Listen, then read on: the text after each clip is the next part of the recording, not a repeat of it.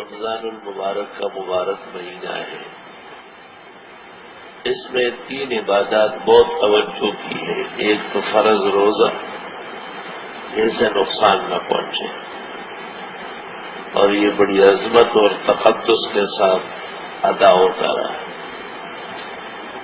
دوسری رمضان شریف کی جو خاص نماز ہے، 20 رکعت تراویح مع الوتر، یہ جماعت کے ساتھ ہو، ہر رات کو آخر رمضان تک ایک جیسے ہو۔ اور تیسری دعاؤں میں مشغول ہونا۔ جناب رسول اللہ صلی اللہ علیہ وسلم نے فرمایا ہے، ایک تو لا الہ الا اللہ کی کثرت کرو، دوسرا استغفار زیادہ کرو،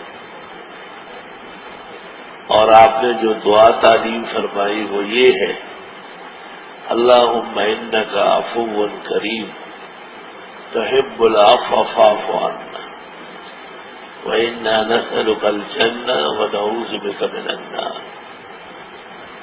معنی اور مطلب اس کا یہ ہے کہ اے پروردگار، آپ کے ناموں میں ایک نام معاف کرنے والا ہے، اور آپ معاف کرنے کو بہت پسند فرماتے ہیں، ہمیں بھی معاف فرما، اور ہم آپ سے جنت مانگتے ہیں اور جہنم سے بچنا چاہتے ہیں۔ بہت ہی مبارک الفاظ ہیں، اگر سارا دن رات آدمی لگا رہے ان الفاظ کی قدر و قیمت تک نہیں پہنچ سکتا۔ معلوم یہ ہوا کہ مبارک گھڑیوں میں، خاص کر رمضان شریف کے اوقات میں، دن رات کے مختلف احوال میں دعا پر توجہ ضروری ہے۔ دعا کی نشست لگانا ہمارے پڑوس میں میدان میں ایک بہت دعا ہونے والی ہے۔ وہاں کے ذمہ داروں نے مجھے طلب کیا کہ آپ حاضر ہو جائیں۔ میں نے اپنی تکلیف کا عذر پیش کیا، جو انہوں نے قبول فرمایا، اور اپنا ایک قائم مقام جس سے مجھے تسلی ہے، اور انشاءاللہ وہ بہترین دعا مانگے بھی ہیں، وہ ان کے حوالے کیا۔ مطلب میرے کہ گھروں میں، اپنی نشستوں میں، دفتروں میں، دکانوں میں، مسجد آنے سے پہلے، جانے کے بعد، رات کے وقت، دن کے وقت دعا کی نشستیں لگاؤ۔ اور دعا تو توجہ اللہ کا نام ہے، اللہ سے مانگنے کا، خیر مانگنے کا نام ہے، شر سے بچنے کا نام ہے۔ افطار کے وقت بھی دعا مانگی جاتی ہے، ضروری نہیں ہے کہ سب لوگ اجتماعی مانگیں اور سب لوگ ہاتھ اٹھائیں۔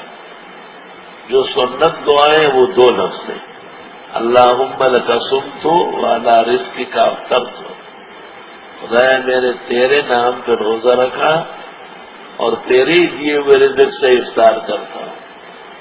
یہ بقیہ الفاظ علیک توکلت وبک آمنت، یہ حدیث کے الفاظ نہیں، محدثین کا فیصلہ موجود ہے۔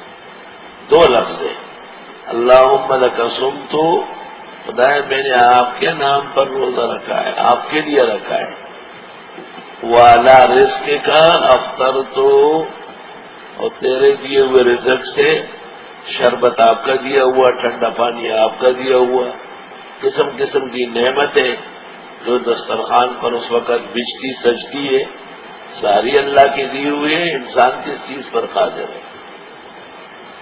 اور پھر جو دعا آدمی اپنے لیے مانگے، اعزاء و اقربا کے لیے، گزرے ہوئے مسلمانوں کے لیے، موجود اور آنے والوں کے لیے، سب سے بڑی دعا ایمان کی ہے، پھر خیر و عافیت کی ہے، پھر ہدایت پر ثابت قدمی کی ہے، اور آخرت میں مغفرت کی اور جنت الفردوس کی۔